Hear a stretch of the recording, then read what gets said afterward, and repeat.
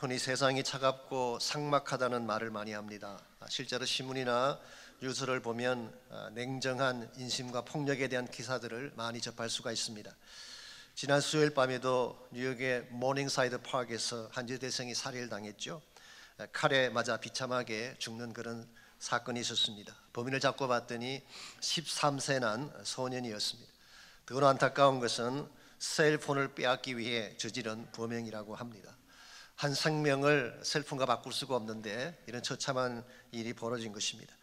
사실 최근 얼마 사이에 많은 총기 사고가 일어나고 묻지마 살인 사건이 미국 내에서 끊임없이 일어나는 것을 보게 됩니다.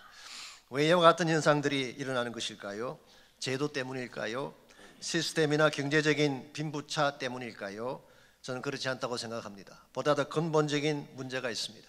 그것은 우리 가슴 속에 흘러가야 될 사랑이 말랐기 때문에 그런 것입니다. 아무리 좋은 제도나 좋은 시스템을 만들어도, 아무리 온갖 무선 복지 정책을 다 사용한다고 할지라도 사람들의 가슴에 사랑이 말라버리게 되면 어떤 열매도 맺을 수가 없습니다. 그러므로 어떤 제도나 능력보다 더 우선해야 될 것이 사랑입니다. 사랑은 모든 것을 아름답게 만드는 힘이 있기 때문에 사랑은 소중한 것입니다. 오늘 이 시대에 진짜 필요한 것은 엄마가 우리에게 줄 수 있는 사랑처럼 가슴을 안아줄 수 있는 사랑이 중요한 것입니다. 우리 자녀들이 정말 원하는 것은 돈도 아니고 좋은 집도 아니고 똑똑한 지성이나 권세가 아니라 참된 사랑입니다. 사랑이 있을 때에 우리 아이들이 바르게 성장할 수가 있게 되고, 사랑을 가졌을 때에 바른 길로 나아갈 수가 있는 것입니다. 이런 측면에서 사랑은 best way, 최상의 길이라고 말할 수가 있고, 사랑은 모든 문제의 해답이요 치료제라고 말할 수가 있습니다. 칼 매닝그가 이런 말을 한 적이 있죠. 사랑은 인류의 모든 질병을 치료하는 유일한 약이다, 이런 말을 할 수가 있습니다. 다른 것이 부족해도 사랑이 있으면 고쳐지고 회복된다는 뜻입니다. 그럼에도 불구하고 오늘날 이 사랑이 점점 식어가는 시대를 살고 있습니다. 나의 가슴에서 사랑이 식어가고 있습니다. 우리의 가정에서 사랑이 식어가고 있습니다. 심지어 하나님의 교회 안에서도 사랑의 물줄기가 말라가는 것을 보게 됩니다. 어떻게 하면 말라가는 사랑의 강을 다시 회복하고 이 사랑을 통해서 우리 삶을 더 아름답게 부유하게 만들 수 있을지, 오늘 같이 봉독한 이 본문을 통해서 이것을 함께 정리해 보려고 합니다. 오늘 같이 읽은 본문에 보시면 사랑의 절대성에 대한 사도 바울의 권면이 기록되어 있습니다. 소위 말하는 사랑장의 서론 부분이라고 할 수가 있겠습니다. 먼저 28절에서 30절까지를 보면 바울은 교회 사역과 관련된 8가지의 은사를 나열하고 있습니다. 이것은 일반적인 은사가 아니고 또 모든 은사를 다 총칭하는 것이 아니라 교회 사역에 관련된 8가지 은사를 나열한 것입니다. 크게 3가지 캐리고리로 나눌 수가 있습니다. 첫 번째가 말씀 사역과 관련된 은사, 이것이 3가지 나열되어 있죠. 첫 번째가 사도입니다. 사도라고 하는 것은 아포스톨로스, 우리가 물론 테크니컬한 의미에서는 12사도, 예수 12제자를 칭한다고 말할 수가 있지만 오늘 본문이 말하는 사도는 좀 넓은 의미에서의 사도직입니다. 하나님의 부르심 받고 복음을 전하는 자들을 사도라고 할 수가 있습니다. 아포스톨로스라는 말 자체가 보냄받은 자라는 뜻 아니겠습니까? 그러므로 복음에 부르심 받고 복음을 위해 파송된 사람들은 다 사도라고 부를 수가 있고, 이런 의미에서 바울도 사도요 바나바도 사도라고 할 수가 있습니다. 그래서 어떤 영어 번역은 아예 이 사도라는 단어를 미셔너리라고 바꾸어 번역하기도 했습니다. 두 번째가 선지자라고 하는 은사입니다. 이것은 예언자를 말하죠. foreteller, 앞날에 대한 일들을 미리 말하는 자. 그러나 선지자라고 할 때는 또 한 가지 의미가 있습니다. forthteller, 무엇인가를 proclaim하고 선포하는 사람이다, 그렇게 볼 수도 있습니다. 요즘 말로 바꾸면은 설교자를 선지자라고 표현할 수가 있습니다. 세 번째가 교사입니다.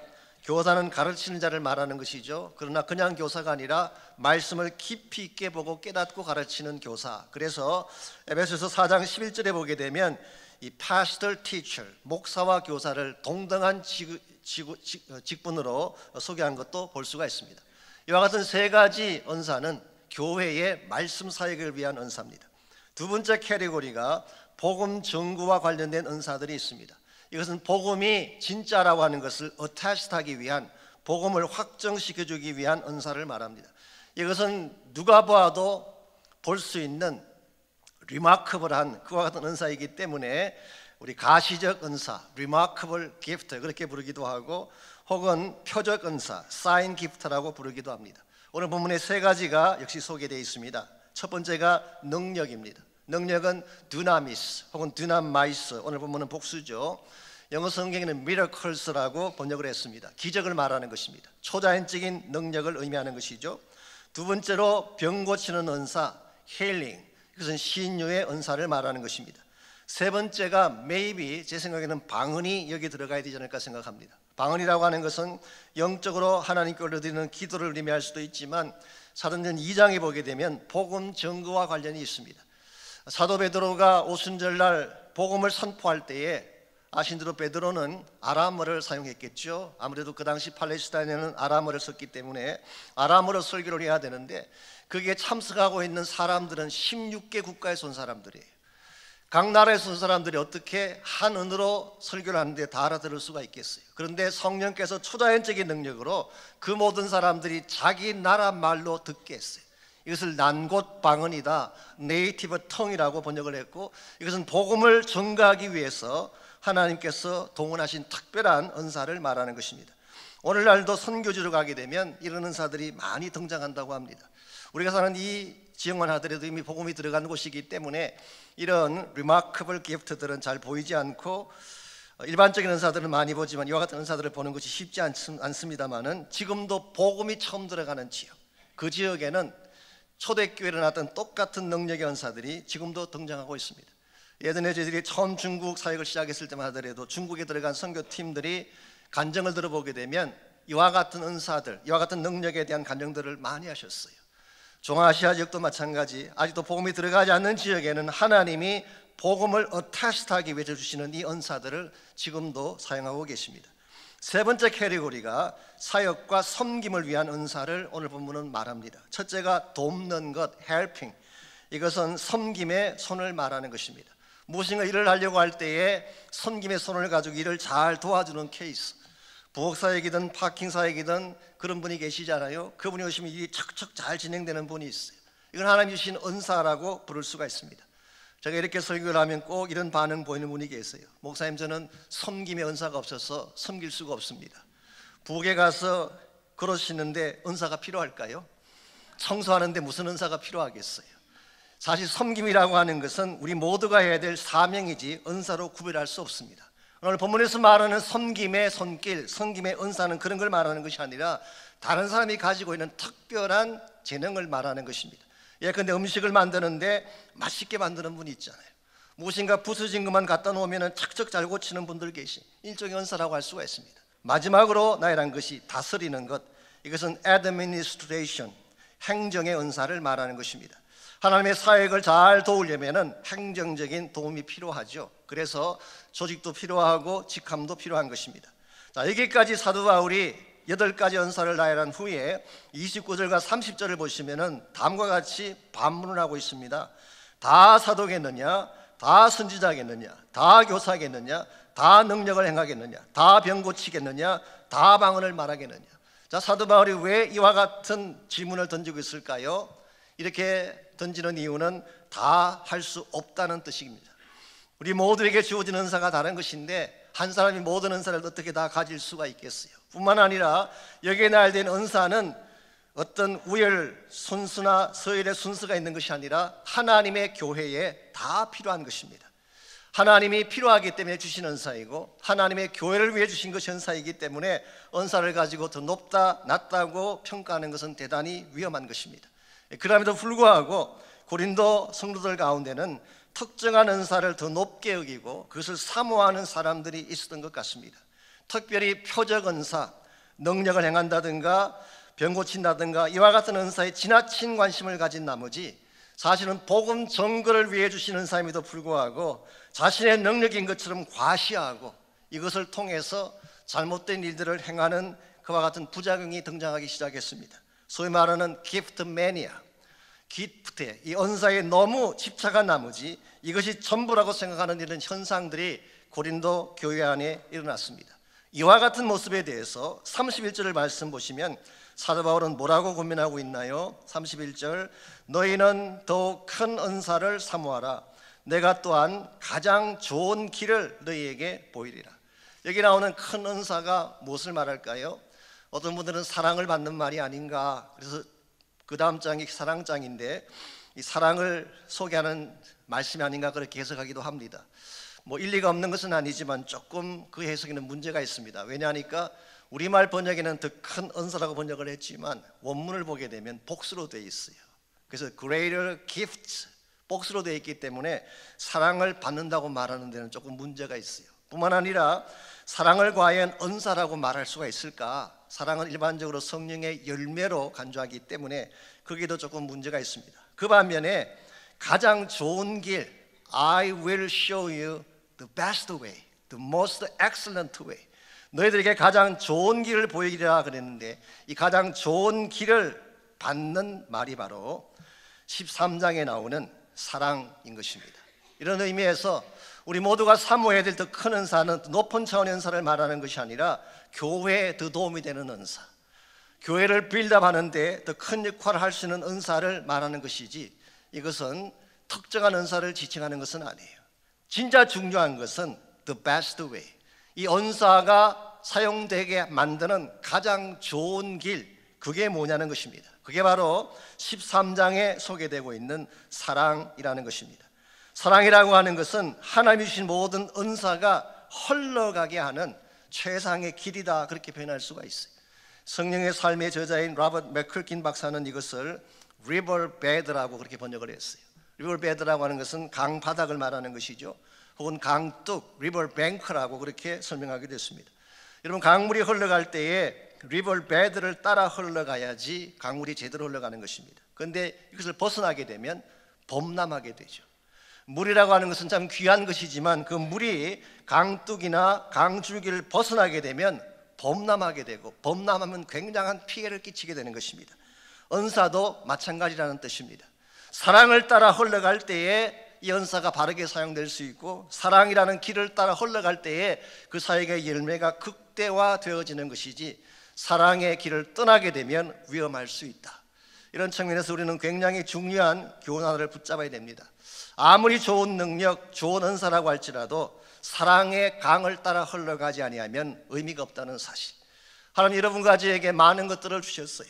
많은 능력도 주시고 은사도 주셨는데 우리에게 주어진 이것을 가장 아름답게 사용할 수 있는 best way, 그것은 바로 사랑을 통해 일하는 것입니다. 이와 같은 사실을 깨닫지 못한 채 자기의 능력이나 재능만 자랑하는 분들을 만날 때가 있어요. 그러나 아무리 능력이 뛰어나고 기술이 뛰어나도 사랑이 없다면 우리 인생은 바르게 진행될 수가 없고 결과적으로 황폐하게 변하는 것입니다. 오늘 여러분과 제가 세상을 따라 살지 아니하고 나에게 주어진 능력이나 물질을 따라 사는 것이 아니라 사랑을 따라 살게 되면 여러분 삶의 열매가 극대화되어지고 가장 아름다운 결실들을 맺게 되는 것입니다. 이런 면에서 이 아침 우리 모두가 물어야 될 질문이 이것입니다. 어떻게 하면 최상의 길인 사랑을 따라 살아갈 수가 있을까? 그렇게 함으로써 우리의 삶에 진정한 차원의 열매를 맺을 수가 있을까? 오늘 본문 특별히 13장 1절에서 3절까지를 보시게 되면 우리가 사랑을 따라 흘러가게 해야 될 세 가지 영역이 나와 있어요. 첫 번째가 language, 언어입니다. 두 번째가 능력, power예요. 세 번째가 sacrifice, 희생. 이 세 가지 단어가 1절, 2절, 3절에 소개가 되고 있습니다. 이것을 한 가지 한 가지씩 우리가 묵상해보고 정리해봄으로써 사랑을 따라 사는 삶이 어떤 삶인지를 함께 정리할 수 있기를 바랍니다. 먼저 첫 번째로 사랑을 따라 살려면은 단순한 말만으로 충분하지가 않아요. 언어보다 진실된 행함이 있어야 되는 것입니다.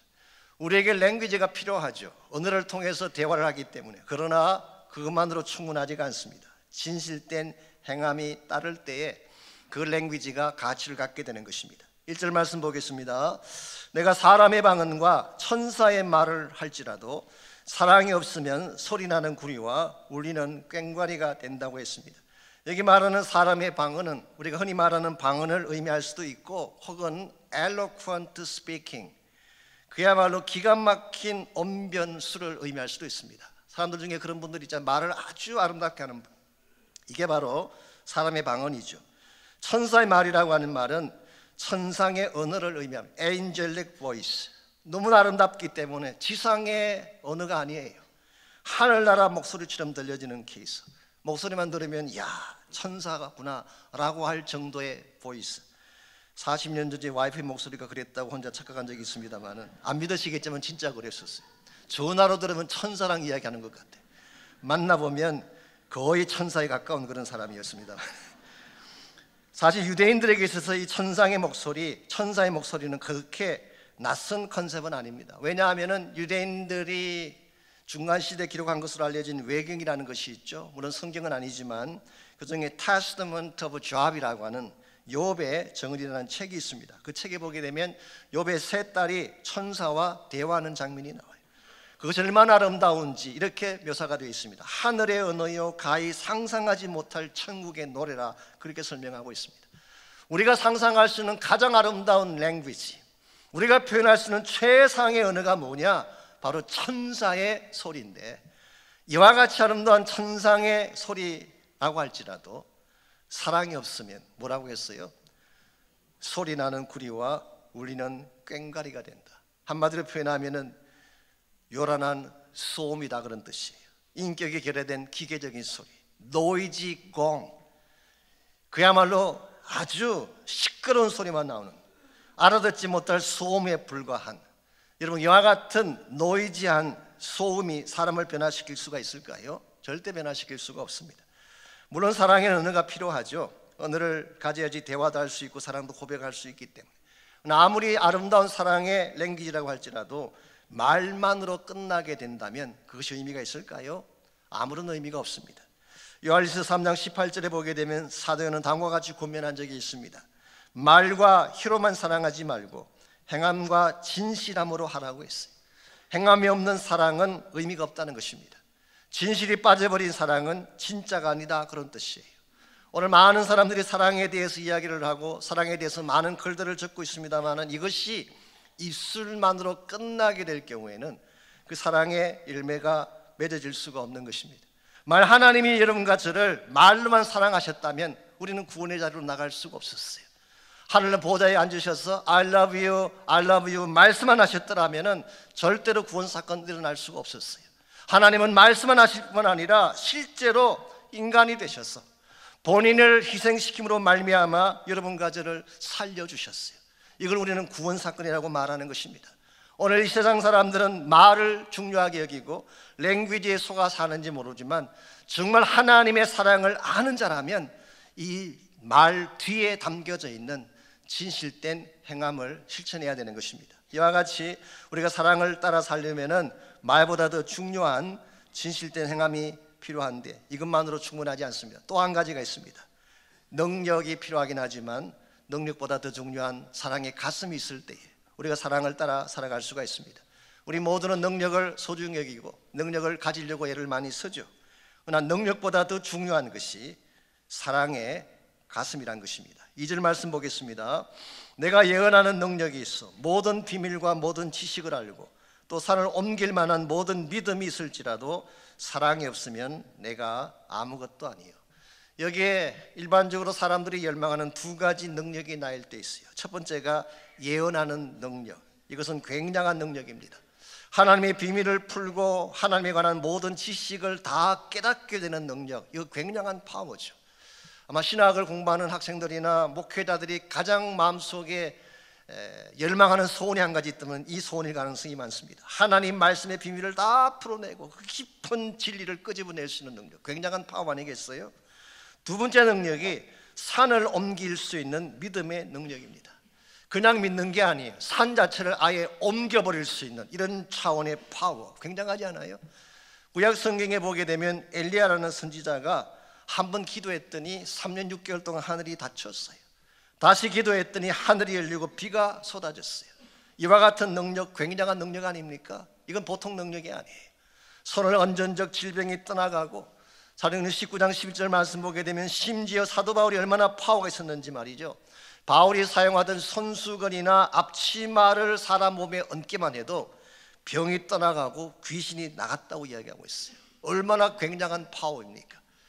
만약 어떤 목회자가 이 두 가지 능력을 가지고 있다면 아마 구름대같이 많은 성도가 몰려올 수도 있어요.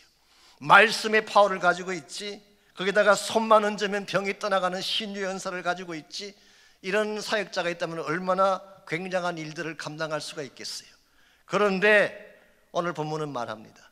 설사 이와 같은 능력을 가지고 있다고 할지라도 무엇이 없으면, 사랑이 없으면 I am nothing, 내가 아무것도 아니다. 이 말을 제가 좀 의역하자면 I am nobody, 그런 뜻이에요. 내가 많은 능력을 가지고 있는데, 세상을 뒤집어 볼 만한 굉장한 파워를 가지고 있다고 하더라도 내 안에 사랑이 없다면 I am nobody, 나는 아무런 의미가 없는 존재다, 그런 뜻입니다. 그래서 The Message Bible, 유린 피터슨 목사님이 의역하신 유명한 바이블이 있죠. The Message Bible 오늘 본문을 이렇게 번역을 했습니다. No matter what I say, no matter what I believe, no matter what I do, without love, I am bankrupt. 내가 아무리 아름다운 말을 한다고 할지라도, 내가 아무리 믿음의 능력이 탁월하다고 할지라도, 내가 아무리 위대한 일들을 행한다고 할지라도 사랑이 없으면 나는 파산한 인생과 같다. 남길 것이 아무것도 없다는 뜻입니다. 사랑하는 성도 여러분, 우리에게 능력이 필요합니다. 그러나 능력보다 더 중요한 게 뭔지 아세요? 사랑의 heart, 사랑의 가슴을 갖는 것입니다.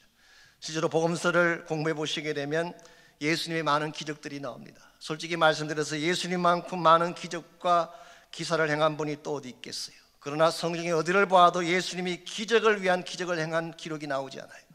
사람들을 많이 모으고 대형교회를 만들기 위해서 기적을 행사했다는 기록이 한 군데도 나오지 않습니다.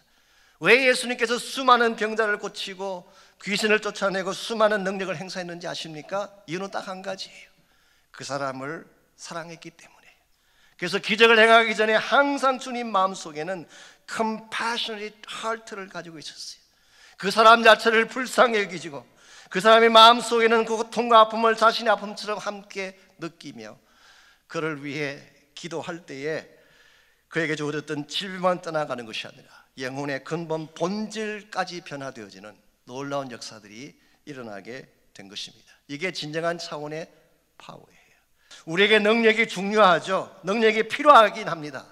그러나 그 능력이 사랑을 따라 흘러가게 될 때에 참된 차원의 변화가 일어나고 진정한 생명의 결실들이 이루어지는 것입니다. 이런 면에서 여러분 한 분 한 분이 능력 자체보다도 그 능력을 진정한 능력이 되게 할 사랑을 구하며 사시기를 축원합니다. 그래 여러분의 삶 가운데에 진짜 하나님이 행하시는 능력들을 보게 되고 변화의 역사를 볼 수 있는 것입니다. 이와 같이 우리가 사랑을 따라 살아가려면 랭귀지만으로 충분하지 않아요. 지실된 행함이 있어야 돼요. 우리에게 능력이 필요하지만 능력만으로도 안 돼요. 능력을 움직이게 하는 사랑의 하트가 있어야 돼요. 마지막 세 번째로 우리가 사랑을 따라 살아가려면 희생만으로는 안 됩니다. 희생보다 더 건강한 열매가 있을 때에 사랑이 진실로 사랑이 되는 것입니다. 3절 말씀 보겠습니다. 내가 내게 있는 모든 것으로 구제하고 또 내 몸을 불사르게 내어줄지라도 사랑이 없으면 내게 아무 유익이 없느니라. 그냥 구제하는 것이 아닙니다. 모든 것으로 구제하는, I give all I have, 내가 가진 모든 걸 다 주는 구제. 이거 굉장한 구제죠. 우리 가진 것 일부를 주어도 헌신하고 말하는데 내가 가진 모든 걸 다 내어주는 헌신이에요. 여기 한 걸음 더 나아가서 내 몸을 불사르게 내어줄지라도, 나를 불태워주는 정도의 희생은 굉장한 희생인 것입니다. 우리 인간이 상상할 수 있는 최고 수준의 헌신과 희생을 말하는 것입니다. 그래도 불구하고 사랑이 없으면 나에게 아무 유익이 없다, 그렇게 말하고 있어요. I gain nothing, 아무 열매도 맺지 못한다, 그런 뜻입니다. 여러분, 희생은 중요한 것입니다. 희생은 필요한 것입니다. 그러나 만일 그 희생이 사랑이 동기가 되지 않은 희생이라면 그것은 열매가 아름다울 수가 없어요. 참으로 하나님이 기뻐하시는 참된 sacrifice는 사랑이 동기가 됐을 때, 어머니들의 희생이 위대한 이유가 여기 있습니다. 어머니들에겐 다른 어젠다가 없어요. 자식을 위해서라면 무엇도 아끼지 아니하고 내 몸을 불사르게 내어줄지라도 줄 수 있는 희생, 이 사랑 때문에 주어진 희생이기 때문에 우리는 어머니들의 희생을 위대하다고 부르는 것입니다. 선교사님들의 희생이 값진 이유도 여기 있습니다. 선교사님들이 현재 있는 그분들과 무슨 상관이 있어요? 자기의 청춘을 다 바치고 자기의 생명을 드려야 될 이유가 어디 있겠어요? 어느 어떤 선교사님이 반대의 급부를 바라고 그런 일을 하겠습니까? 그러나 예수 그리스도의 사랑 때문에 그들이 그들 자신을 하나님을 위해 드리고 선교지에 있는 현지에 있는 그 사람들을 위해 드리게 될 때에 그 열매가 아름다워지는 것입니다.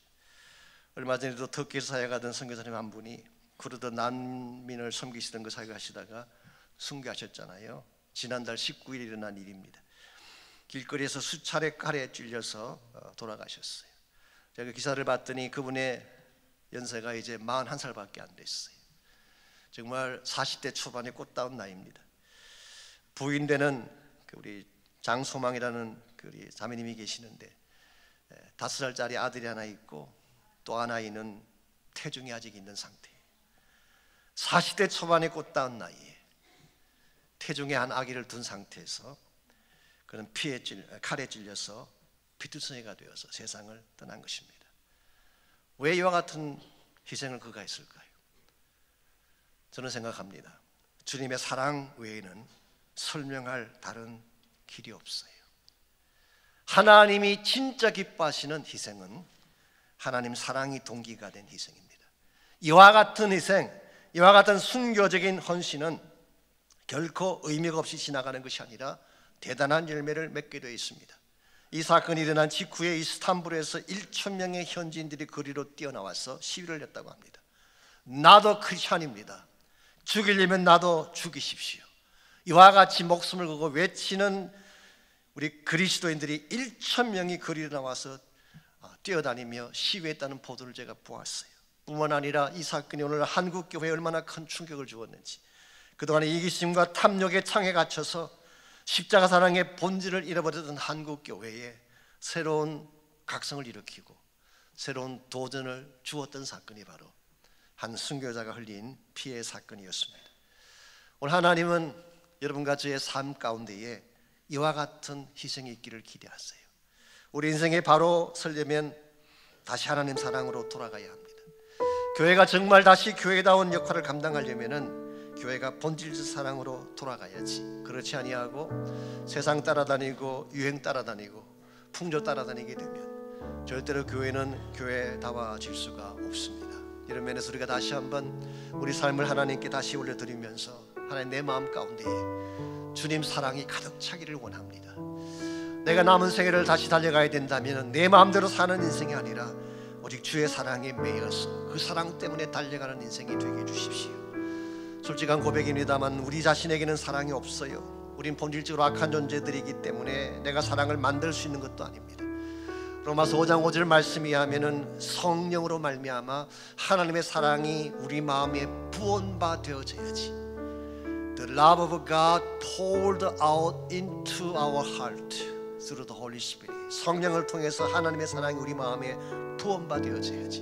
그 사랑이 나의 가슴을 가득 채우게 되고 이 사랑이 강물같이 흘러가서 수많은 영혼들을 구원하고 살린다고 말씀하고 있습니다. 우리가 만일 이 시간 기도해야 된다면 하나님, 나의 마음이 말라버렸는데, 나의 가슴이 말라버렸는데 다시 성령을 통하여 이 사랑의 강이 흐르게 해주십시오. 주의 사랑이 나의 마음을 가득 채우게 하셔서 사랑을 따라 흘러가게 하시고 사랑을 따라 말하게 하시고 사랑을 따라 희생하며 헌신하며 살아갈 수 있도록 나를 도와달라고 여러분 기도하시기를 바랍니다.